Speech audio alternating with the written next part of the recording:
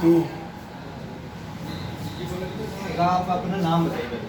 लवकुश चौधरी। उम्र? 29 ईयर्स। रहने वाले कहाँ के हो? ये ग्राम निवास धांधुपुरा, कायगंज आगरा। अच्छा, आप किन किन एक्टिविटीज़ में आप मतलब कंडक्ट करा रहे हैं ये बताइए।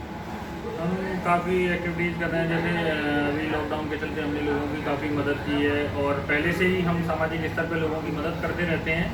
बाकी लॉकडाउन में तो हमने काफ़ी अच्छे स्तर पर मदद की है लोगों की। बाकी सामाजिक जो सुधार या सामाजिक स्तर पर हमारी जहाँ भी ज़रूरत रहती है, हम सबसे आगे खड़े होते हैं और कोशिश करते हैं कि अच्छे काम में हमारा ज़्यादा से ज़्यादा और जितने ज़्यादा से ज़्यादा हम सहयोग कर सकते हैं वो हम करते हैं। किन किन तरीके की सहायता करी है आपने लोगों की? हमने इस लॉकडाउन में जैसे कि राशन बांटा है और खाना बनवा के लोगों को भिजवाया है, मास्क वितरण किए हैं, सैनिटाइज बांटा है, और हर तरीके से संभव मदद लोगों की हमने करी है। और अच्छे तरीके से हम लोग करी है। सोशल डिस्टेंसिंग हम लोगों ने पूरा पालन किया है इसमें। क्यों करी है? हमारा उद्देश्य है कि सब लोग स्वस्थ रहें। हम सब लोग भारतवासी हैं, सब लोग हम चाहते हैं कि पूरा भारत एकजुट रहे, स्वस्थ रहे, अच्छा रहे। हमें अच्छा लगता है हमारे जैसे सब लोग हैं तो एकदम अच्छे रहें, बढ़िया से रहें सब लोग। आपने कैसे प्लान किया ये सब कुछ करने में, और मतलब क्या क्या आपको दिक्कतें अगर आई हैं तो वो आप शेयर कर रहे हैं?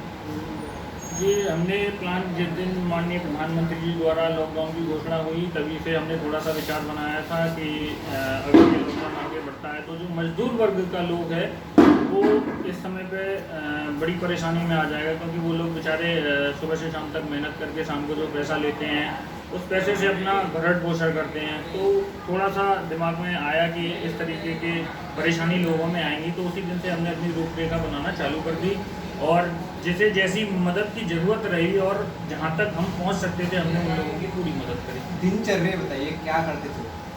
जी, दिनचर्या यही है, जैसे सुबह उठना, सुबह से ही खाने वालों जो खाने के पैकेट हमारे पहुंचने होते थे लोगों को उनकी तैयारी करवाना। जैसे राशन के लिए लोगों को फ़ोन आ जाता था कि हमारे लिए राशन चाहिए, उनके लिए राशन की तैयारी करवाना, फिर उसे अपने साथियों द्वारा जगह जगह तक पहुंचवाना, फिर शाम के टाइम आगे दूसरे दिन की तैयारी करना, इसी में पूरा दिन हमारा व्यस्त रहता था। आपने क्या क्या प्रिकॉशन लिए ये सब काम करते हुए? हमने पूरा प्रिकॉशन का ध्यान रखा है, सैनिटाइज का इस्तेमाल किया और मास्क का इस्तेमाल किया है, सामाजिक दूरी का भी पूरा पालन किया है, और जो ज़रूरी प्रिकॉशन थे वो सारे हमने उपयोग में किए। आपके इस कार्य में किन किन लोगों का हाथ था? अपने दोस्तों के नाम बताइए। हमारे इस कार्य में जैसे पुष्पेंद्र सिकरवार, भानु सिंह, भानु प्रताप सिंह, अनुज पाठक, शैलेंद्र सिंह, और जैसे मेरे पारिवारिक मेरे बड़े भाई अरुण कुमार, अनिल कुमार, अरविंद सिंह, और जैसे कि मेरे सब लोग जानते हैं कि मेरे ताऊ जी माननीय मंत्री जी चौधरी देवान सिंह जी, उनका मुझ पर पूरा आशीर्वाद रहा है। ये आपके साथ सहयोग दे रहे थे, इनका क्या मोटिवेशन है? ये आपका क्यों सहायता कर रहे हैं? इनका भी अपना एक मन है कि लोगों की मदद हो जाए। जब इन्हें लग रहा है कि हमारे मित्र या हमारे भाई कोई अच्छा काम कर रहे हैं सामाजिक स्तर पर, तो हमारा भी जो सहयोग हो पाए, उनकी ऐसी सोच थी और उन्होंने इस सोच के साथ मेरा पूरा सहयोग किया है, पूरा साथ दिया है, और मैं उन लोगों को बहुत बहुत धन्यवाद देना चाहता हूँ। आपके कुछ एक्सपीरियंस जो आपने पूरे कार्यकाल में सीखा हो? एक्सपीरियंस यही है कि थोड़ा सा अब लोगों को ये सोचना चाहिए, इस कोरोना महामारी के चलते जैसे लोगों को परेशानी आई है, इसमें लोगों को ये सोचना चाहिए कि उन्हें आत्मनिर्भर होना चाहिए, जिससे कि कभी भी अगर कोई ऐसा कष्ट आए तो जिसमें कि लोग अपने आप को सेफ रख पाएँ, बचा पाएँ, उन पर इतना होना चाहिए कि उन्हें किसी की ज़रूरत ना पड़े, वो आत्मनिर्भर बने, अपना काम करें और मजबूती से रहें। आपने इसमें क्या क्या मटेरियल यूज़ किया था बांटने में, वो सारा वितरण करें? हमने जैसे खाना बनाने के लिए पूड़ी सब्जी बनाई, किसी दिन रोटी सब्जी बनाई, पराठे सब्जी बनाए, और राशन के लिए हमने जैसे आटा है, दाल है, चीनी है, आलू है, हरी सब्जी है, इस तरीके का सामान पूरा वितरण किया, मास्क वितरण किए, सैनिटाइज वितरण किए लोगों को, और उनकी हर संभव मदद करी। ये आपको फंड्स कहाँ से मिलते थे ये सब करने को? फंड्स करने के लिए मैं जैसे मेरा पारिवारिक काम है, खेती करते हैं हम लोग, और मेरे काम है उनके द्वारा जो मेरे को पैसा आता है उससे मैंने ये काम किया है। मतलब आप कहना चाह रहे हो जितने भी आपके आपके जो सहयोगी थे सबने आपस में पैसे मिला के ये सब फंड्स इकट्ठा किए?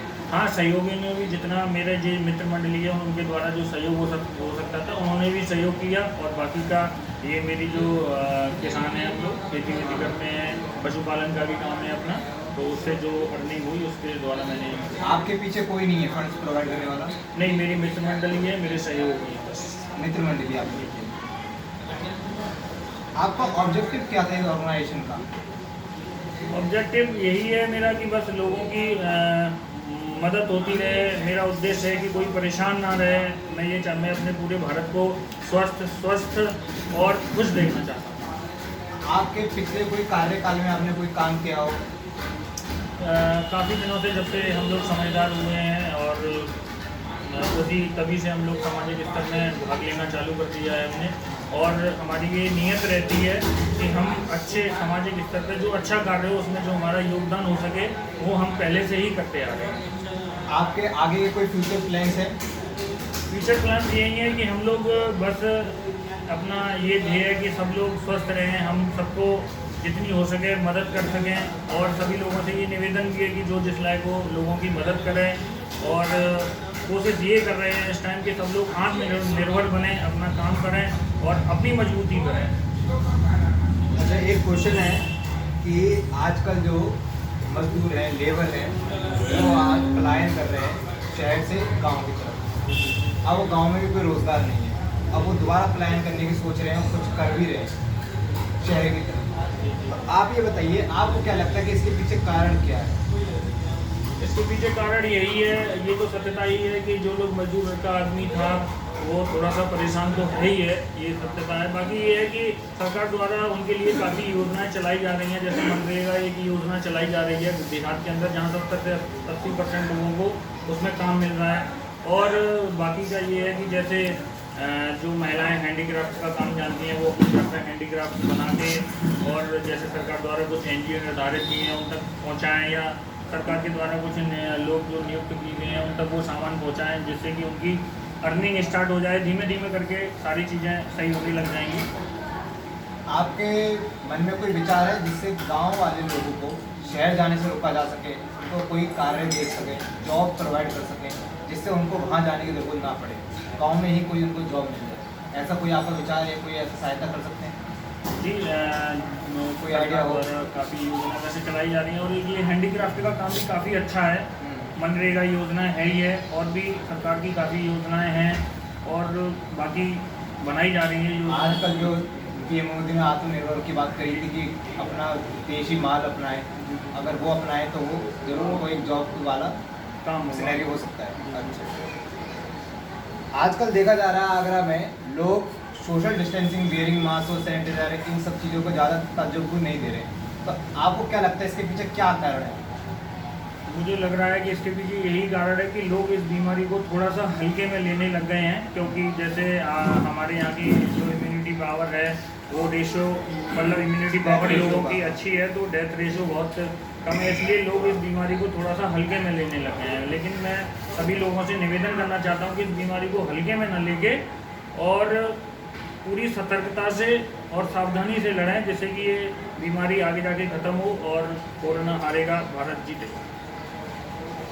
जैसे आप देख सकते हैं ये हमारे साथ जुड़े हुए थे, इन्होंने ये पूरे हेड हैं उस ऑपरेशन के जिसने आपके साथ पूरा काम किया है, हमारा कई लोगों को खाना खिलाया है, इन्होंने राशन बांटा है, लगभग 25 महीना इन्होंने पूरा सहायता करने की कोशिश करी है।